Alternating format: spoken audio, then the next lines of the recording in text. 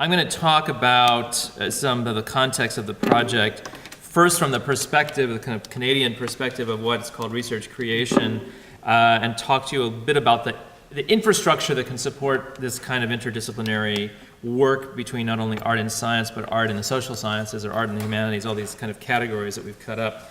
Because I always find funny this discussion of art and science, because it's like art and science are just as opposed as any other art and cooking or art and philosophy, or why is it always science? Why does science always seem as the kind of other to art? And you start to see that breaks down very quickly. And then I'm going to talk about displays as a research project that connects both the university milieu and the cultural milieu, and then some ways about thinking about where we go from there. This is displays. So in Canada, where I'm based, we talk about the notion of research creation. It's quite an interesting notion. The discussions in Europe are about artistic research. This is mainly in Germany right now, in Switzerland and Austria, so here. But in the German-speaking world, it's very much about questions of how to deal with the Bologna process, about universities, about art academies that become universities, and how to train students to get PhDs so they can teach in those institutions. But I think that's the wrong way to go about the discussion. The Canadian model is interesting because it came from the Social Sciences and Humanities Research Council. It also started in Quebec, where I'm based. And the question was, how do you frame artistic practice? This is again in the university milieu. How do you frame artistic practice within the context of the humanities and the social sciences and their understanding of what research means? SSHRC, which is the Social Science and Humanities Research Council of Canada, this is the federal research body. In Quebec, you also have a local research body. So Quebec is very interesting because it has its own engineering research council, it has its own health council, and it has its own social science and humanities council, and it also has its own arts council. That's different than the federal level. There was a policy report in 2001 by SSHRC about the future of the humanities. And this is, again, the humanities. And it said that we had to bridge the gap between the creative and the interpretive disciplines and link the humanities more closely with the arts communities. So that was the idea of how to actually support research from artists that were teaching in universities, knowing that they had to do three things. They had to contribute to their fields professionally, like any other research practice does, like in the sciences or the social sciences. They also were responsible for training the next generation of artists and researchers, both at the undergraduate and the graduate levels. And of course, the demand is that you develop creative work within a research infrastructure while you show that a creative practice is a different kind of knowledge production than, say, written text, the way we understand research from the traditional scholarly point of view, which is a 19th century German model mainly. Now, this is quite interesting to think about research framed in creative terms, because a lot of people will tell you, well, how can you do that? The university is not meant to do practice, it's meant to do theory. It's also meant to develop a kind of system of rigor and evaluation because, of course, research has this notion of objectivity. This has, of course, been debunked by a number of disciplines over the last 30 years, from science and technology studies to sociology to anthropology to philosophy. This notion that research in the sciences is objective while research in the humanities or in the arts is a subjective thing. They're equally both subjective and objective, and if those terms are even used, they're not particularly useful. So it's more interesting to think about the notion that comes from anthropology about notions of practice, right? So the notion of practice is that you can contextualize practice historically, theoretically, or conceptually, and it has these different kinds of trajectories. It means that practice in the sense means you're on the ground. You're not looking at something from above and in a kind of objective distance viewpoint. You're actually in the middle of it. And how then do you deal with that question? Rigor is another word that comes up, and rigor means not just quantitative analysis of things. It actually means how do you deal with depth, breadth, and knowledge within a body of work. Now, the traditional notion of research in the university is you contribute something original to an existing body of work or a body of knowledge, right? And of course, that body of knowledge is given by a set of literature. The literature is understood, read, and then you contribute something new to that fairly defined field. Well, it's the same with thinking about practice. Practice is the sense that the body of work may not just be texts, it may be already previous work, as you just saw from Jost's talk. You know, what have artists or designers done historically? How do we capture that? Most of that is, of course, captured in documentation. but how do we understand that as a body of work? So what is demanded of these research creators is to frame what you do in a historical, theoretical, or methodological framework, which is, again, the very common ideas that come from the social sciences, the humanities, or even the natural sciences. The other interesting thing is the notion of the deliverable, concrete. It's not like you're just coming up with kind of concepts and the ideas. In research you have to publish. Publishing, of course, is usually, again, seen as a textual thing, but in research creation it's seen as embodied acts that, for instance, happen in cultural contexts, art festivals, or galleries, or theaters, or bringing in different kinds of public. The main notion, though, is to reach what's called in these knowledge formation terms heterogeneous stakeholders, meaning students, meaning the general public who's interested, and to move knowledge out of the university. And of course, that's what the university has traditionally meant. It's not supposed to be this kind of ivory tower where knowledge is locked in books that only scholars read. It's actually meant to have a larger, quote, impact. That's the word that sociologists use, impact in the larger notion of the society. And of course, the idea is that you train future leaders in the arts, the sciences, the humanities, the social sciences, and they go out into the world with that experience. The other thing that's interesting is this idea of peer review. This is another way of distinguishing research from art, and a lot of people say, well, artistic practice is not about peer review. Peer review is blind, it's very logical, it's very rigorous. Everybody knows who's in the academy that that's totally not true. And also, peer review happens equally in the arts as it does in the sciences. You have curating, you have panels of experts who evaluate work, whether those are curators or funding bodies, grant managers, and so on. So you can see the relationship between artistic practice and other kinds of research contexts is actually quite similar. But of course, there are big differences as well, which I'm going to point out here. Just very quickly, the context in which something like Displace is possible in. This is Montreal. So I run a Hexagram at Concordia University. Hexagram is an inter-university institute founded in 2001 from federal research money to link two universities in Montreal. One was the University of Quebec at Montreal, French-speaking, and the other was Concordia, English-speaking. And the idea, and have Concordia and UQAM have two of the largest university-based art schools in North America, or in Canada.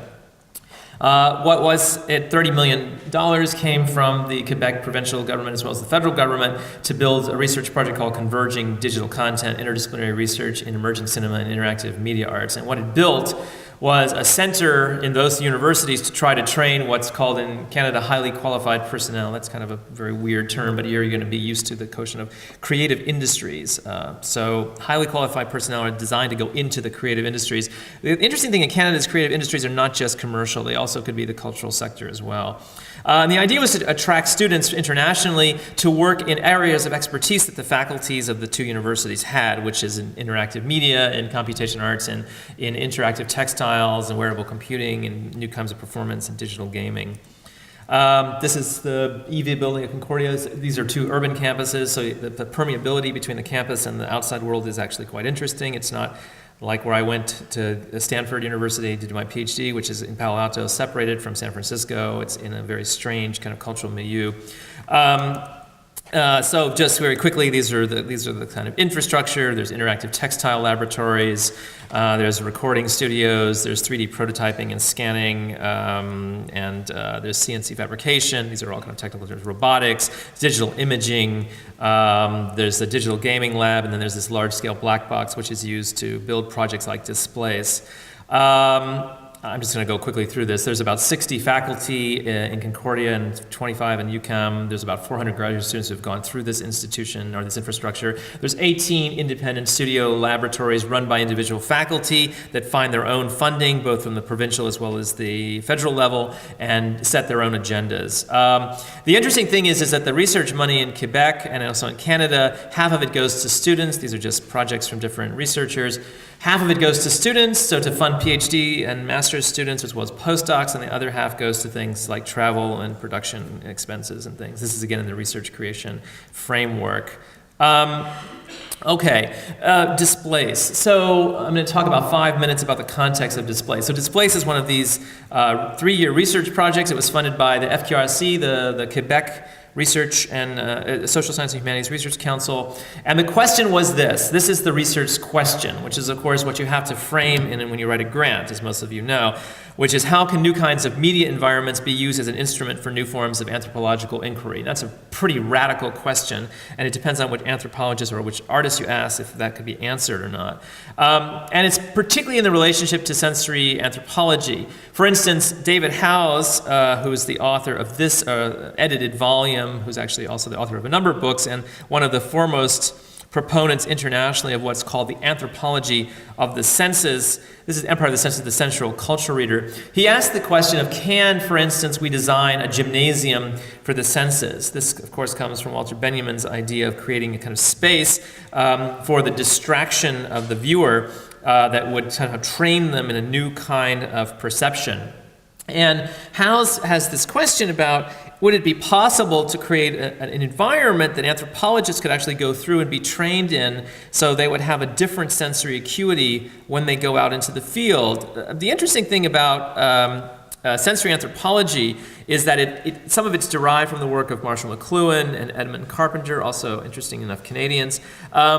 Very much critiquing the visual dominance of anthropology, or of course the textual dominance of it over the 20th century, and trying to get back to understanding how the senses are operating culturally and socially, and how it is that the senses are not just physiological, like brain responses, or neurological, but actually operate within the cultural or the social milieu. And he says sensory anthropology is dedicated to charting the varieties of sensory experience through in-depth investigation of the distinct ways in which senses are socialized in different cultural settings.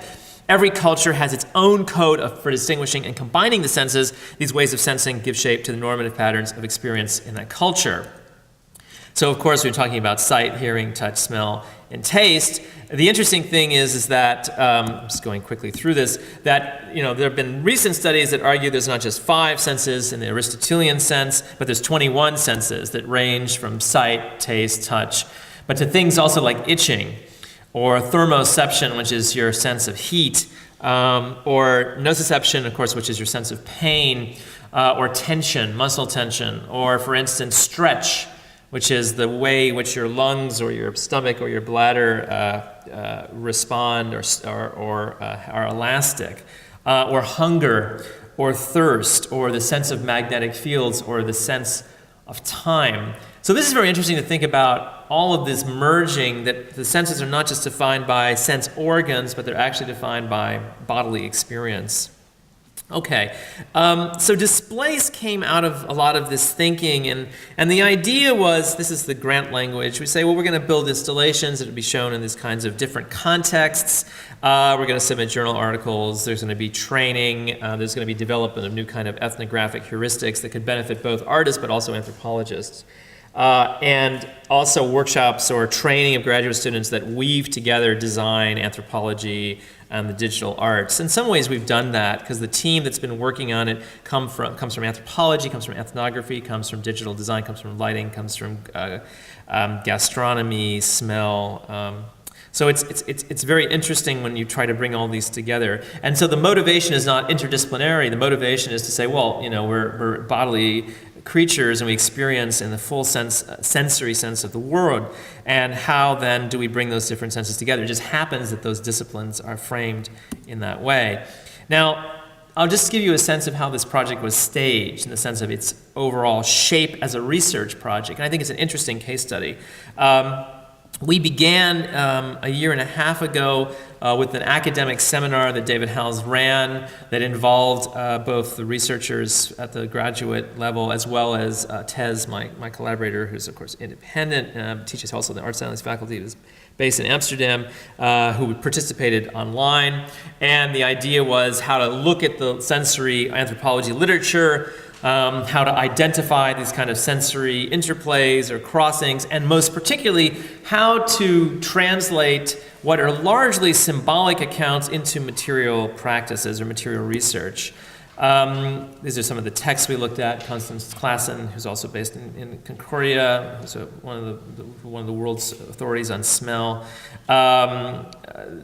Work from Anna Grimshaw, as a visual anthropologist in Canada, so on, so on. So that was the first thing. And then there was a research period of experimental work with different types of technology, heat, haze, sound, and we produced this project called Atmosphere, which was a gallery-based project. This is, for instance, work here with thermochromic ink that creates this animation of this line on the wall.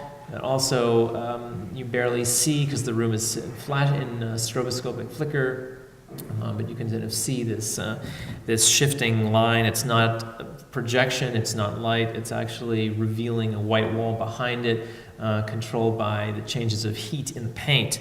What we produced then was, if you've been to Displace, you see similarity, this kind of project of dealing with light as a kind of both tactile as well as actually atmospheric material, which of course it is, but people actually thought that they were looking at screens, which are indeed not screens. And we also try to combine that with infrared heat in the gallery.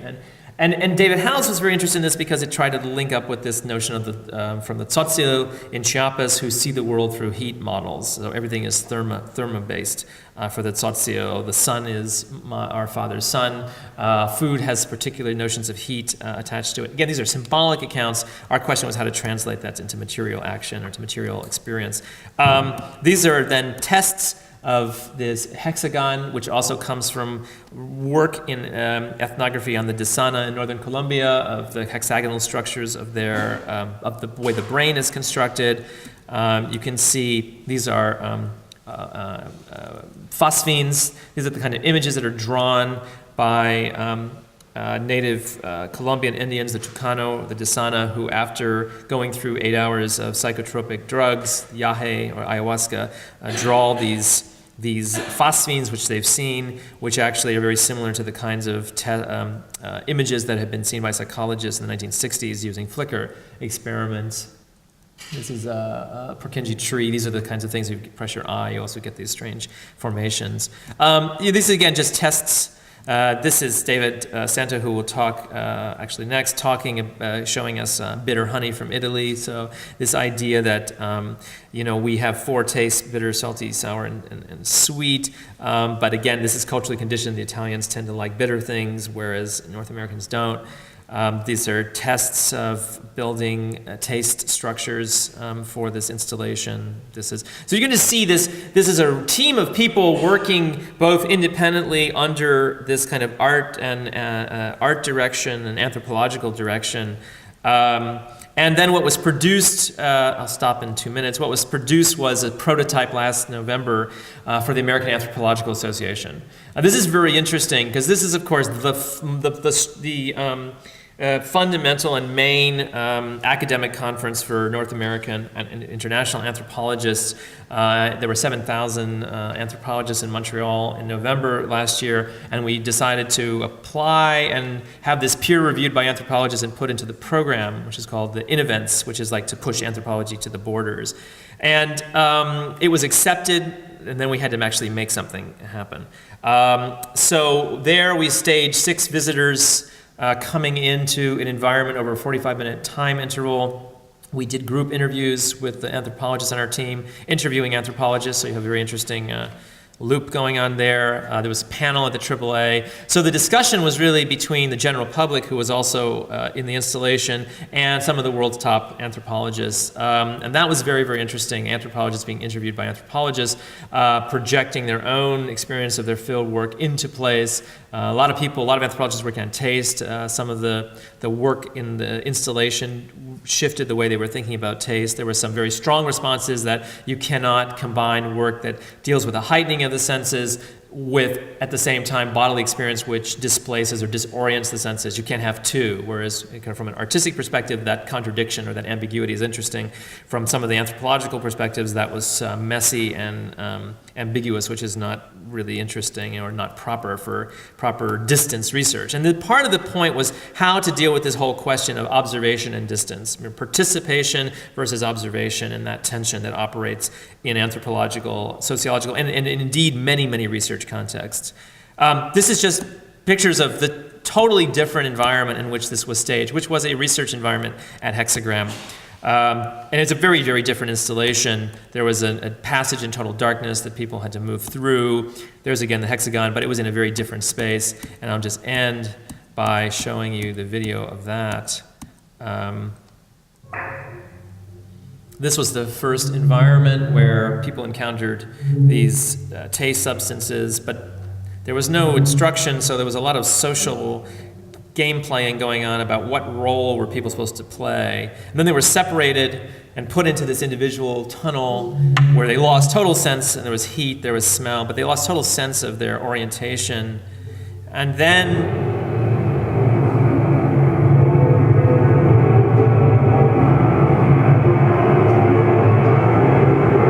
there was, of course, a group of 6 people sitting on this hexagonal platform for a very specific period of time, 10 minutes.